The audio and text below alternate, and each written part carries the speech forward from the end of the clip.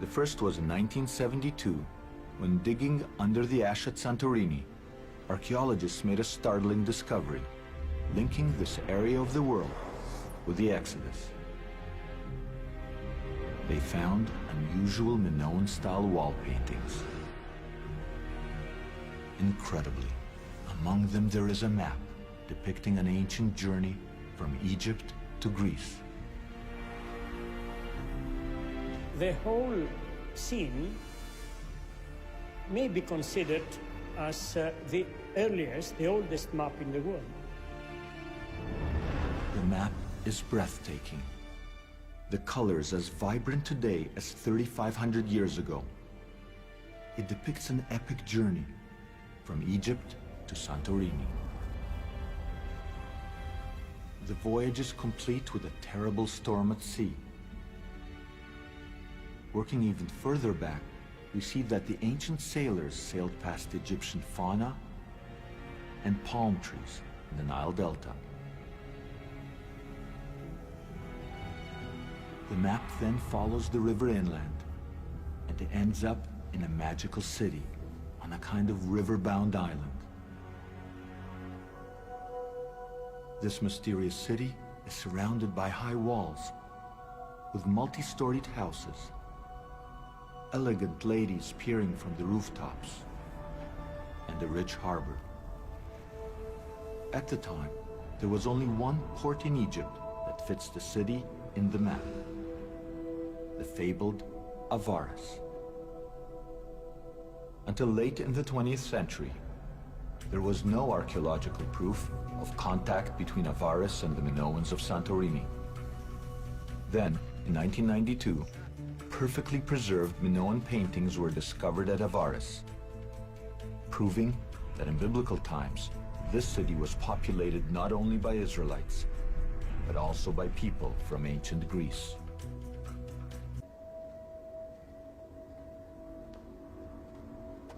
Is it possible that here lie some of the followers of Moses? The answer is on the tombstones that we now know were placed on top of the death chambers. The meaning of the images on the gravestones has never been deciphered until now.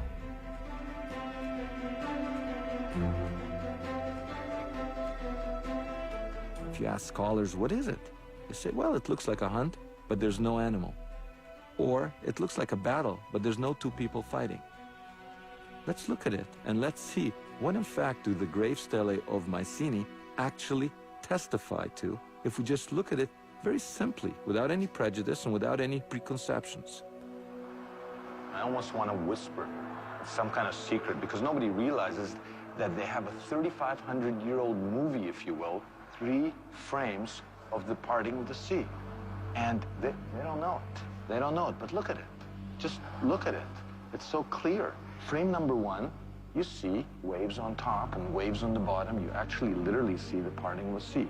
And this guy is on a chariot chasing Moses, who's holding a staff. That's frame number 1. And right over here, you have frame number 2 in the movie. The water is gathering into whirlpools. And look what's happened over here. Everybody thinks the man with the staff is the loser, but he's actually turned around. He's turned around. He's facing his enemy. He's occupying higher ground, and this guy is occupying lower ground. And look, there's walls of water coming. And in the 3rd frame, which is in another museum, even more hidden, you see this guy's been overturned, the water is engulfing them, the horses are upended, and the story is complete. But what do the experts say? In this very example, the options can be mainly 2. Either he is a warrior in a battle scene, and he's the enemy, he's chasing the enemy, and the enemy is trying to escape holding his sword.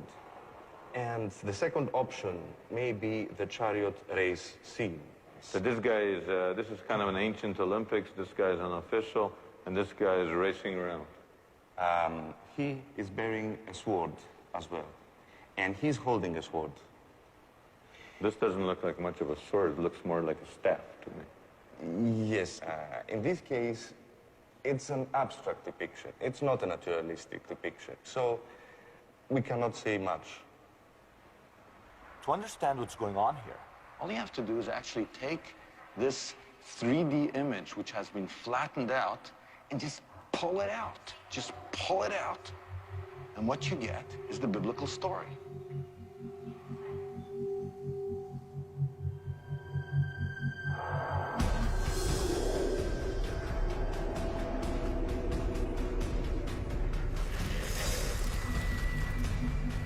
when the three stelae are put together, what we see, exactly as depicted in the book of Exodus, is an Egyptian charioteer chasing Moses across the parted sea.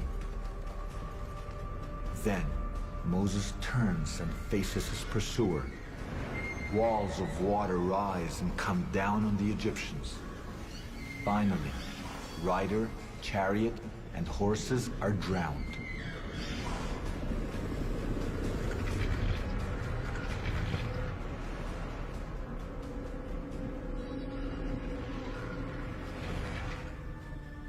Here, we have literally carved in stone a visual account of the biblical tale dating back to the very time of Moses and the Exodus.